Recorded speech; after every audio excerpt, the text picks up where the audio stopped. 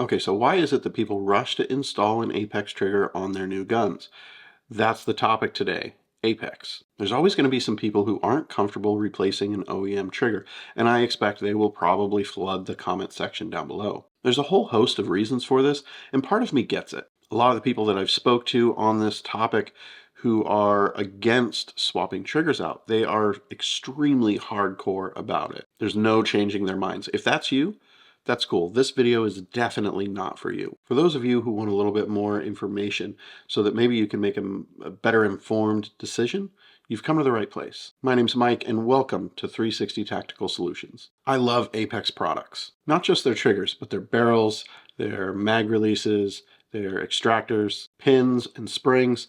Hell, if you want, you can even get a sick-ass pair of nunchucks on their site. This is not a review video, it's an informational video. I really wanted to do this video to help clear up some misconceptions and set realistic expectations for people about the Apex triggers. Glock, Smith & Wesson, FN, SIG, Springfield, CZ, Walther, Ruger. All these companies have a gun that has an available Apex trigger. Not all guns will see the same drastic difference with the addition of the Apex trigger as the Smith & Wesson M&P though. This is where realistic expectations come in. All of the Apex trigger packages come with different parts, and quite simply that has to do with the different designs of different handguns. The kit for the M&P, for instance, this one is quite intricate and comes with roughly about a dozen pieces in it. The kit for this Hellcat Pro, it only comes with 3. Different guns, different mechanical operation, different end results. What you get in terms of end results when you install an Apex onto a Smith & Wesson M&P, it seems like a really dramatic difference. Part of that is because the stock trigger, mainly the hinged trigger, is so bad. Seriously, it's one of the worst things that's out there. The newer flat face triggers that they have on the newer guns, these ones aren't quite as bad, but they're still no Apex. Anyways, because of how bad that stock trigger is, when you do the full Apex upgrade, it doesn't even feel like the same gun anymore. That Apex kit, it's going to take out most of the take-up, over travel, and reset. The trigger itself, it's crisp, it's clean, and it's got an adjustable trigger pull weight. If you want a lighter, more competition style trigger, you can get that. If you want a heavier duty style trigger, or anywhere in between, you can get it because you have multiple springs to create different trigger weights. You're going to hear people gush all the time about the performance of a Smith & Wesson M&P with an Apex trigger, and honestly, they aren't wrong. This combination is about the closest that you can get to the feel of a 1911 or 2011 while still using a polymer striker-fired pistol. So that's the perspective that people hear when they hear about Apex triggers. Then they go and they install one on their Hellcat or their Hellcat Pro, and most people are going to be just a little bit disappointed. People are expecting the same feel as this M&P with their Hellcat Pro, and it's just not going to happen because of the mechanics in the Hellcat Pro. See, with a gun like the Hellcat Pro, it's so different mechanically from an M&P. Trigger-wise, there's only so much that can be done to improve its function. The Apex primarily gives you a more comfortable trigger. That's where I noticed it, at least. Sure, you get a smoother and slightly lighter trigger pull, but it's not the same night and day difference as what everybody notices when they put one of these triggers on a Smith & Wesson. That doesn't mean that it's not worth installing.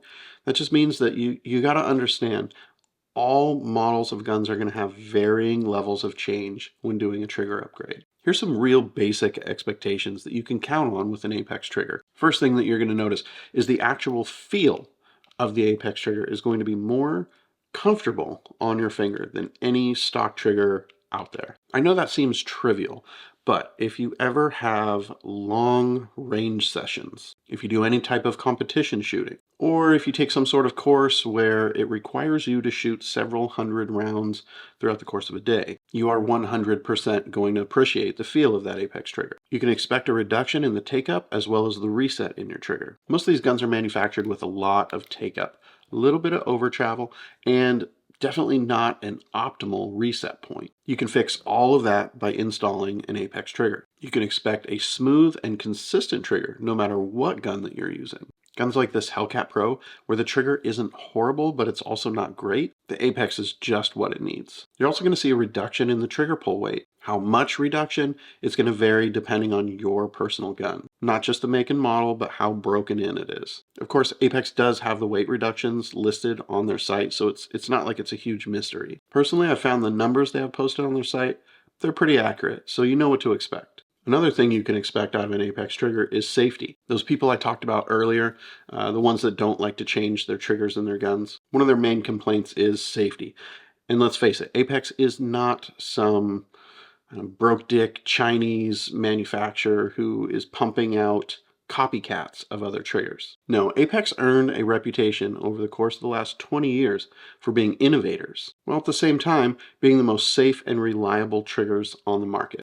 Real quick, big thanks to Apex for sending me some video footage of their drop testing, as well as some still photos of their drop test guns. You see, this is how Apex became the gold standard in trigger upgrades. They go through a long and painstaking process because to them, a safe and reliable product is number one. That is their top priority. When this 10mm M&P came out, Apex had to get one. They had to install one of their triggers in it, and they had to start their testing process. They had to drop it over and over and over. They had to watch the replays and inspect the gun again and again. They had to make certain that it was going to be as safe as a stock trigger, as safe as every other Apex trigger on the market.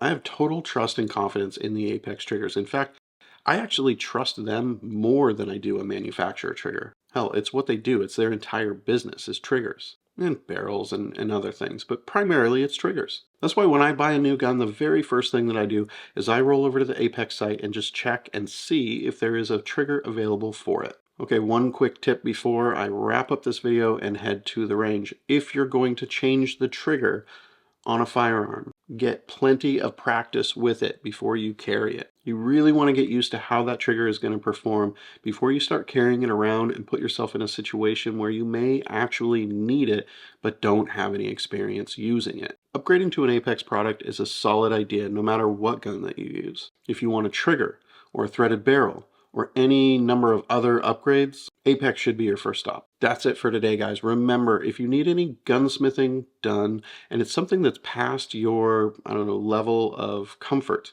sometimes it's best to pay a professional to do a job that you aren't really too comfortable with doing yourself. Support local business, find a good, qualified local gunsmith, and send some work their way. Thanks for watching, everybody. Stay safe out there.